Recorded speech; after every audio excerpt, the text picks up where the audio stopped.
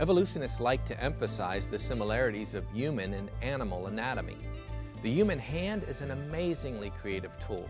It's very different from a paw or an animal hand. The amount of brain power it takes for the speed and control of our hands to perform everyday tasks and athletic skills is unmatched. Our hands express in many wonderful ways that we are truly made in His image. Coming up on today's edition of Origins, Hands, Marvels of Creative Ability with Dr. Randy Guliuzza.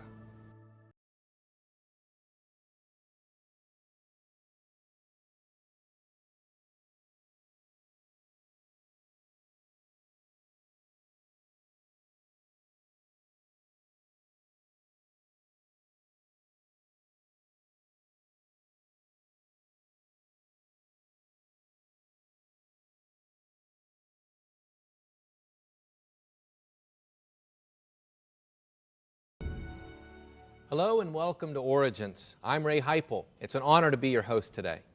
During this program, we showcase interesting guests who present evidence from science along with other important facts, validating the truth of creation and the accuracy of the Bible. Today's guest, Dr. Randy Guliuzza, has undergraduate degrees in engineering and theology and a Master of Public Health from Harvard University. In 2008, he retired as Lieutenant Colonel from the U.S. Air Force as a medical doctor. Now he's a speaker and author for the Institute for Creation Research in Dallas and has represented ICR in several scientific debates. Welcome, Dr. Guliuzza. Well, thank you so much. It's a pleasure to be here. It's great to have you on the show. So we're going to be talking about hands, marvels of creative ability. Tell us a little bit about what we're going to be looking at. Well, today we're going to look at the hand as evidence that we have a great engineer as our God, the Lord Jesus Christ. And so we're going to look at that, and hopefully by talking just about science, it will lead us to worship. In fact, here's a hypothesis I have, since it's a science show. Worship should be the normal response to science, not just great preaching and not just great singing, but even science itself. And I think I can back that up because there's a verse that says, I am fearfully and wonderfully made, and we all say that to our friends.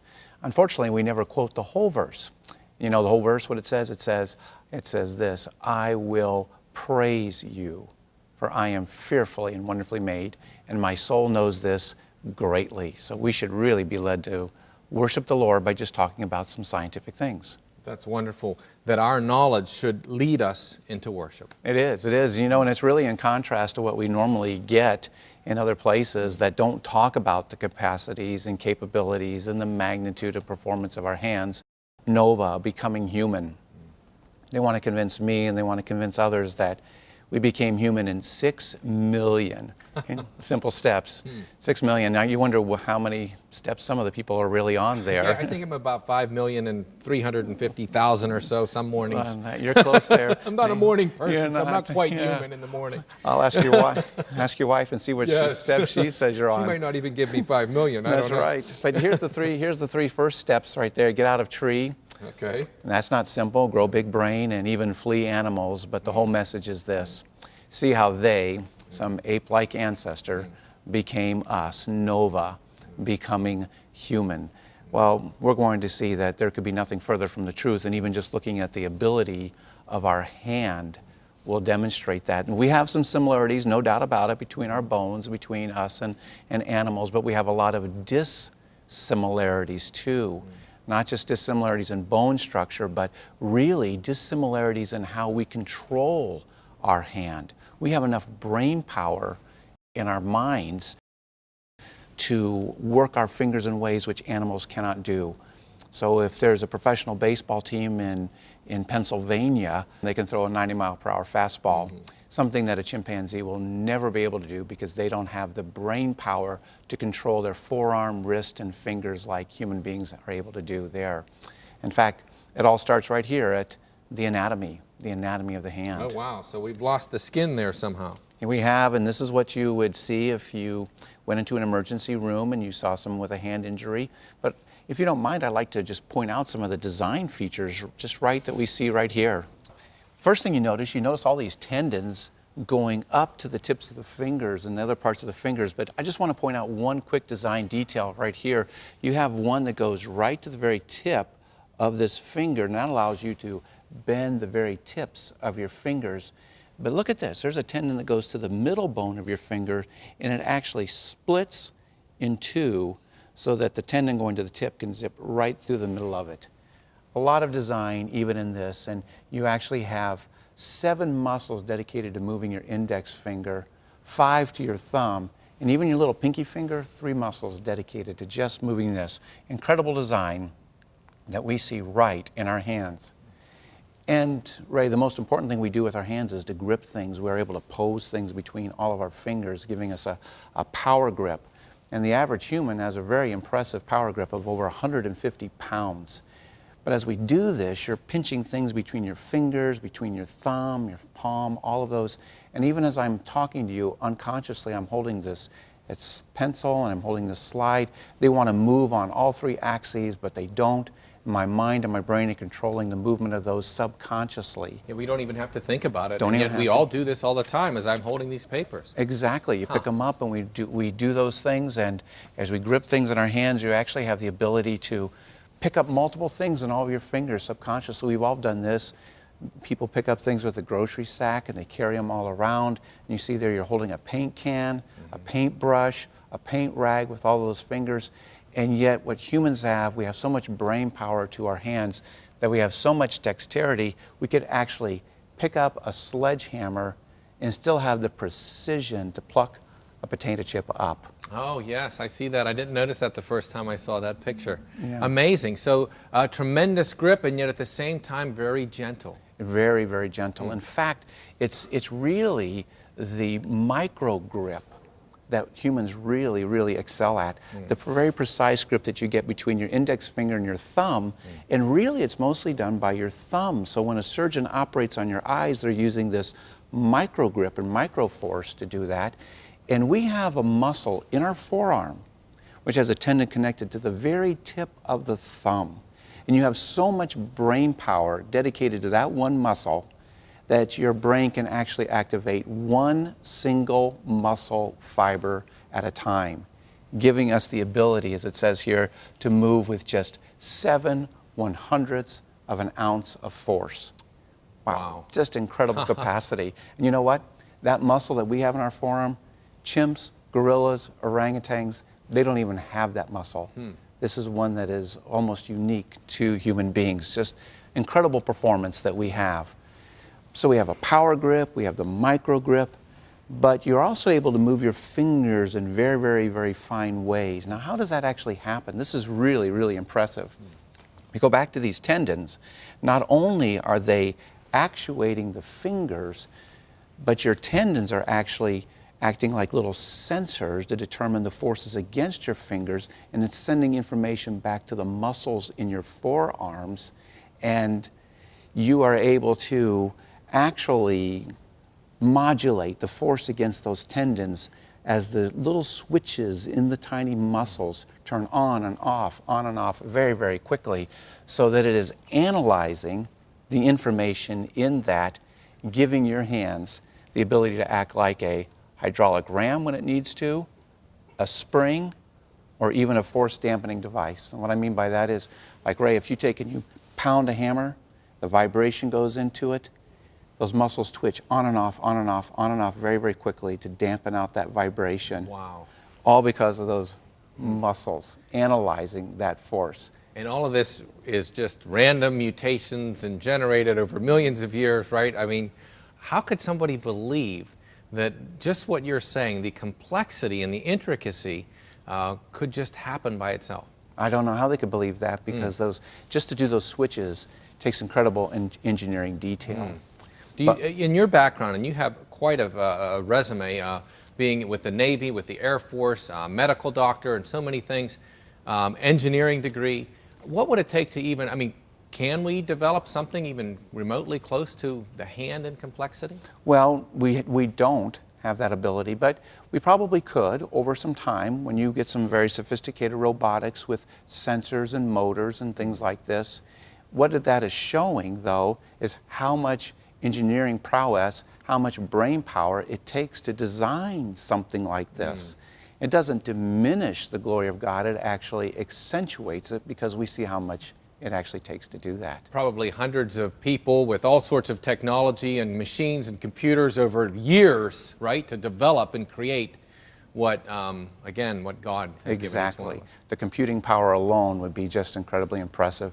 And I suspect the performance will never get to what we have with our hands.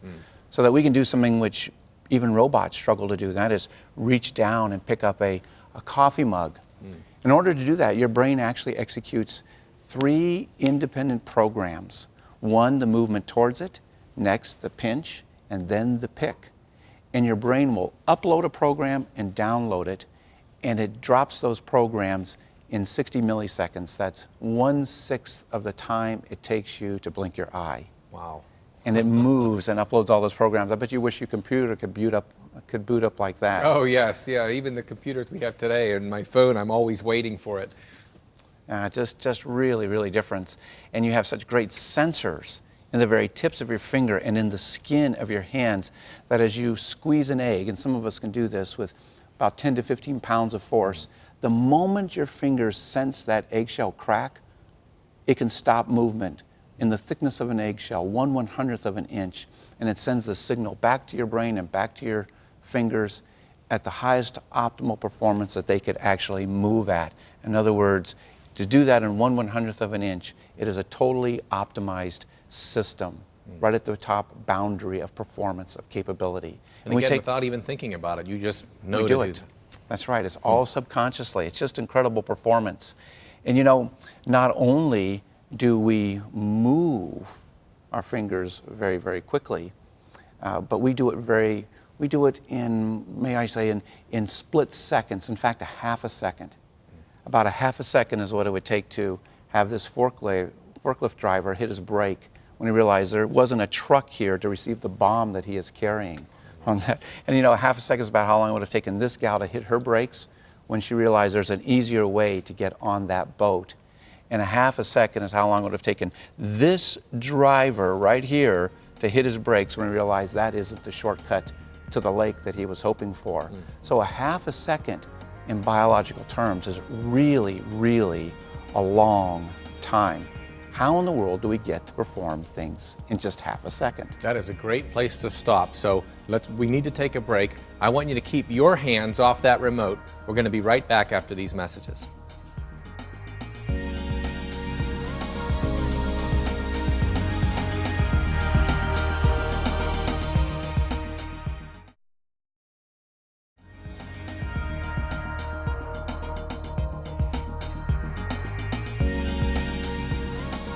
Welcome back to Origins.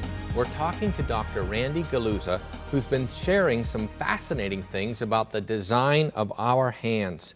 Randy, we left off with the importance of half a second. That's right. In biology, a half a second is a really long time. And your fingers are going to move in speeds that make a half a second look like it's in slow motion. Wow. Your brain is actually going to make a plan. It's called an anticipatory plan, and it's going to program all of the movements for every one of your individual fingers. And some people call it a forward plan. And what this plan is actually going to do is it's made in your central nervous system, and it's going to prescribe the motion for every finger, its outcome of all of those. It's going to say where to move it and how to move it and how much pressure to put on each of those fingers and how long one of the fingers will be pressing a key or holding a string or something like that. And it is going to be built several movements ahead of where those fingers are even going to move. And the amazing thing of this is it's, as you've already mentioned several times, it's done subconsciously. You're not even thinking about this. And this plan is the basis for a lot of the things we do all the time. Absolutely. Some of the things you've brought out here, I'm wondering, again, how can people not give credit to God? How can people think that this could develop randomly over chance? Are there any other animal appendages that come close to this sort of thing? Well, animals can move very, very quickly, and sometimes they move even faster than we do. But the point is, even though there are similarities between what we do and what animals do, similarities are not the name of the game. It's how do you get to that performance? Whether it's an animal and their performance or a human and our performance, what you really need to explain is, how does that performance ever come about to begin with? Not the fact that it's similar. That's like comparing the similar speed of a prop plane that can go 400 miles an hour or a jet that can go 400, 500 miles an hour. It's not that they both are a plane and that they're both going fast. It's how do you explain the underlying performance and design that enables that kind of performance, which is really the key question. So the similarity actually points to more of a common designer, a common way of doing things. Exactly. That's exactly what it is. And in fact, as I was mentioning earlier, it becomes the basis, this forward plan, of things that we are going to do all the time. And this is a picture, it's kind of a lovely photo of 4 young men during the Great Depression. I was going to say that classroom looks really bland to be in. I would not want to sit in that room. Yeah, they're being cross-trained on how to become typists. And you know, your brain is actually going to develop this plan. And as I mentioned, it's going to speed, direction, all of these things, speed, direction, pressure, duration, for every one of those finger motions on that plan as they learn to cross-train on it. And it actually becomes the basis, as it says here, for skilled learning. So they have a motivation because they want to get a job to be a typist. But I suggest this is another motivation right there. You know, it's funny, if I mention typing to my children, they wouldn't know what that is. They take keyboarding today, and you know, the way things go, maybe we should take thumb texting nowadays, right? That's right, and I've seen some pretty fast-moving thumbs on the airplane. Yes. Well, this gal, this was back in the day when they used to type, and when I look at her, she looks a lot like my mother-in-law. And in fact, my mother-in-law used to give me that same look all the time. I think when I said, "I'd like to marry your daughter," she looked at me just like that. That's kind of a scary look. Right. Well, this could be you, but nevertheless, she's a great typist, and as it says there, out of her peripheral vision, she is able to visually process up to 8 characters in advance, or she wants to type. And her brain is going to put together the forward plan, three motions in advance. And then on top of that, the keystrokes are going to be as slow as fast actually, as 60 milliseconds apart, which I mentioned was 1/6 of the time it takes you to blink your eye. And the keystrokes are actually fastest between fingers on opposing hands. Oh, and that's one of the reasons for the arrangement of the letters, right? I remember learning that the letters, they're not, as anybody knows, keyboards are not alphabetically arranged, but they're arranged in such a way that you are going back and forth with your fingers between hands for speed. Perfect. And really, because her brain is so good, she can develop that plan right there. The world's fastest typist was able to type at speeds of up to over 200 words per minute, keeping a sustained rate of 160 words per minute, and her brain is updating the plan after every single one of those keystrokes. That's unbelievable. And that's amazing. I think I can do 40, 44 maybe. Something like that, all right. And that's still, I make a lot of errors though. Incredible, but pianists, they also have very, very, very rapid finger strokes. Just incredible. In fact, a real skilled pianist, as it says there, can play 20 to 30 notes per second. Wow. As low as 40 milliseconds apart.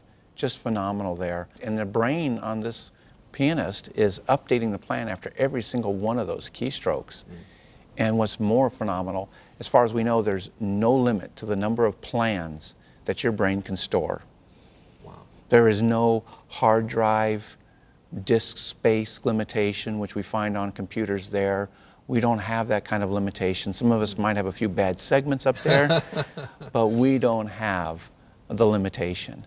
And these are just touching on some of the capabilities that our hands are able to have, integrating the brain and the neurological functions, the muscular functions, all together so that we have basically uniquely human hands and the things that we're able to do. What you're pointing out here is something that I remember learning in seminary, that though God doesn't have a body, the fact that we're made in His image, the human body does. It must reflect the glory of God. Even as our minds, are rational, we have a soul and we're moral and all of that, and yet we're seeing, and I think you're really doing an incredible job here of bringing out how the human body, our physical body, shows forth the God's glory. It does. It does, not just in His engineering genius to put all of these things together, but it's reflecting a lot of his nature as well. So we look at the pictures up here on the screen. Human hands, obviously, they excel in precision and speed, but as it says there, they express creativity and feeling. And you see the pictures there, not just throwing a baseball, but crafting something out of clay, communicating something. Those are things that the Lord does. He crafts, He communicates. He's demonstrating some of His nature through what we can do with our hands. It just reminds me of the scripture that God calls God the potter. You know, that He is the potter and we are the clay, especially when you see that image that you have on the screen of the hand creating pottery. And, you know, the Bible likens that to God making us. Exactly. You know, and of course, I think of all those passages where it talks about the hand of the Lord, you know, and God's arm and so forth. And, you know, how we think not just of strength, but as you mentioned here, of tenderness. You know, when we're sad or something and someone puts their hand on your shoulder, I mean, the comfort of a human hand. We use our hands to express our will when we want to do something.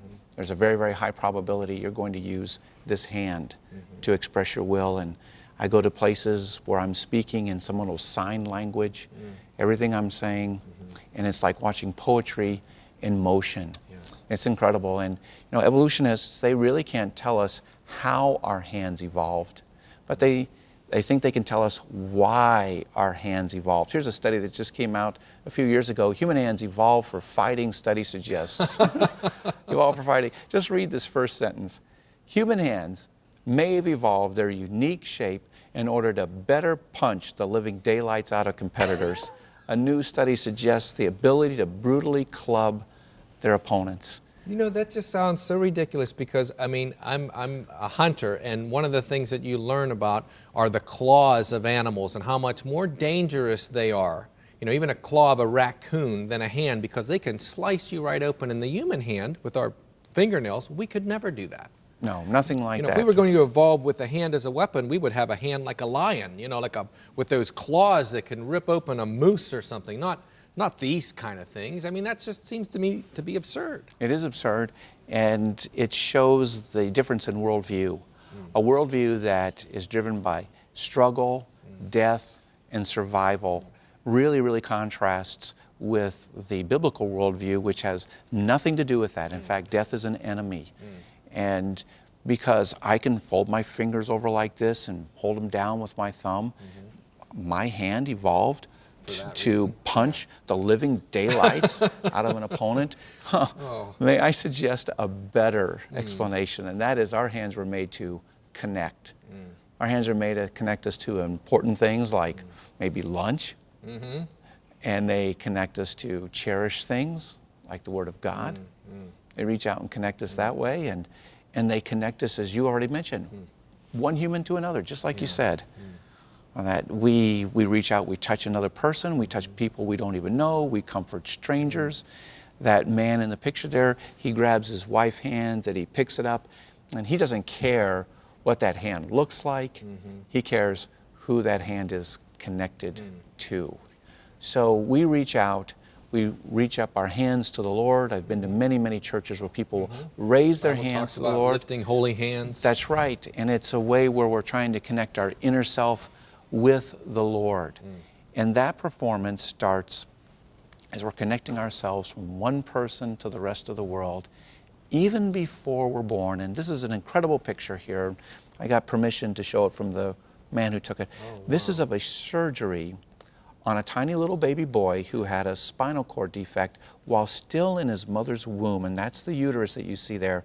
And the surgeon was able to make an incision, do surgery on the spinal cord of that baby, and right towards the end of the surgery, that little baby reached out and grabbed the finger of the surgeon.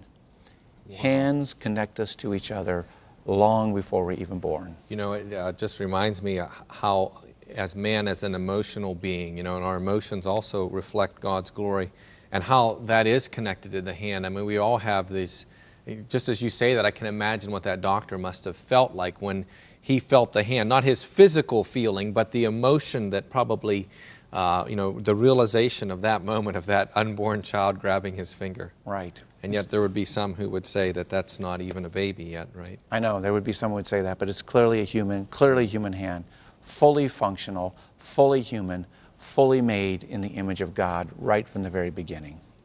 Evolutionists and many of modern scientists would tell you that the hand has evolved over time, that man himself and the animals all just evolved from inanimate matter, and that there really isn't any sort of an amazing thing to our bodies, but that our bodies should just remind us that we came from the same single-celled organism. And unfortunately, I think many people begin to act that way, because those ideas have consequences. But as we looked at today, when we consider the marvel and the wonder of the hand and how it points to an intelligent designer, a creator, who not only gave us something that we could use, but something that we could express caring and love for, why it should point us to God. It should cause us to, as Dr. Galuza reminded us, it should cause us to worship.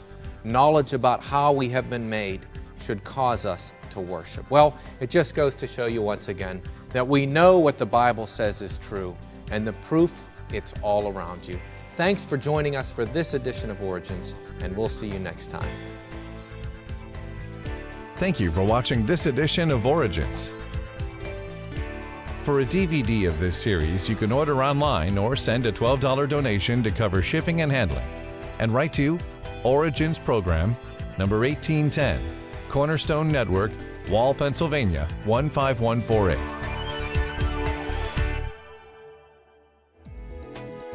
This presentation was made possible by the faithful prayers and financial support of you, our Cornerstone family.